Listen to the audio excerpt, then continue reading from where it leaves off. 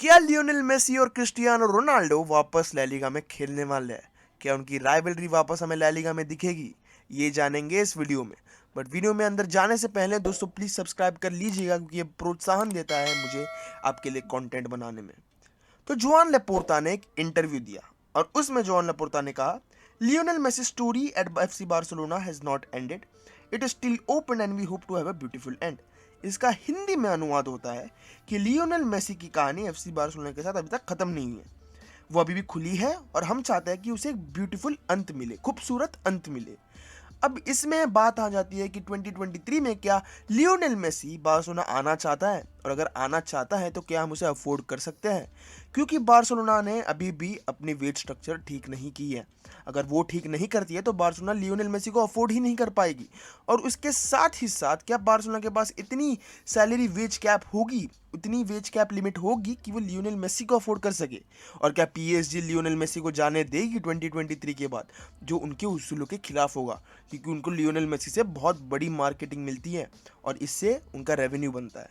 और 2023 में ये न्यूज़ आ रही है पेरिस से कि लियोनेल मेसी पीएसजी में ही रहने वाला है। अब क्या पता किसे क्या सच है, बट लेपोर्ता पर अभी भी मुझे थोड़ा शक है, क्योंकि लेपोर्ता एक पॉलिटिशियन है और हमें पता है कि लेपोर्ता का दिमाग चलता कैसे है।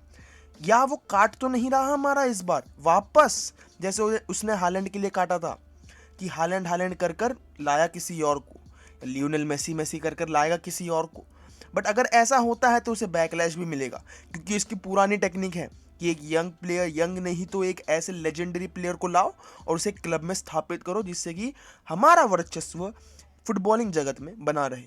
अब पता नहीं क्या होगा इस सागा में, ये तो देखने लायक होगा। 2023 में ही हमें पता चलेगा कि इसमें होगा क्या।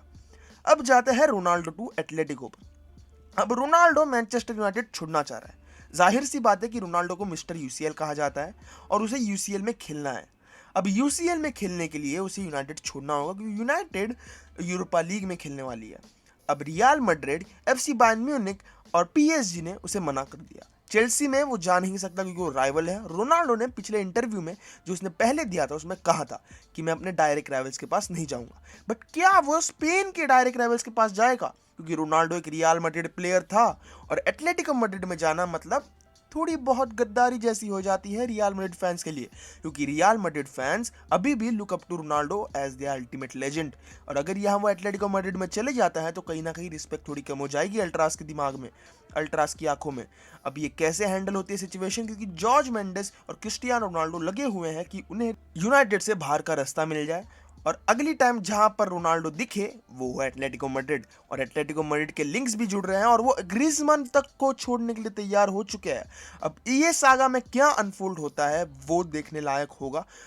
और उसके साथ साथ जूल्स कुंडे की भी खबर निकल कर आई है, जहां पर जूल्स कुंडे को बार्सिलोना ने परमानेंटली साइन कर लिया है 50+10 मिलियन वेरिएबल्स के साथ। जेरार्ड रोमेरो ने खबर मारी है कि जूल्स कुंडे अब एक बार्सिलोना प्लेयर है, और इसके साथ ही जावी की टीम में एक नया इंक्लूजन अपने क्रिस्टेंसन, एरिक गार्सिया, अराउहो, पीके के बाद एक और डिफेंडर जूल्स कुंडे। तो आपको इस बारे में कैसा लग रहा है? क्योंकि मैं तो बहुत एक्साइटेड हूँ जूल्स कुंडे को बार्सिलोना शर्ट में देखने के लिए, क्योंकि इतनी देर से उसकी अफवाह चल रही थी कि वो यहाँ साइन करने वाला है, वहाँ साइन करने वाला है, बट इवेंचुअली बार्सिलोना ने उसे आखिरकार साइन कर लिया है। और बहुत तगड़ी टीम लग रही है बार्सिलोना की। जैसे ये जा रहे हैं साइन करते हुए, मुझे नहीं लगता कि ये किसी और को भी बख्शेंगे, किसी और क्लब को बख्शेंगे। चाहे आर्सेनल से भी 2-3 प्लेयर चुरा ले, पता नहीं क्या हो, बट मैं तो बहुत एक्साइटेड हूँ।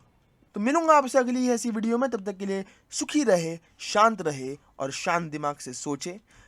Good bye, take care, peace out दोस्तों, जय हिंद।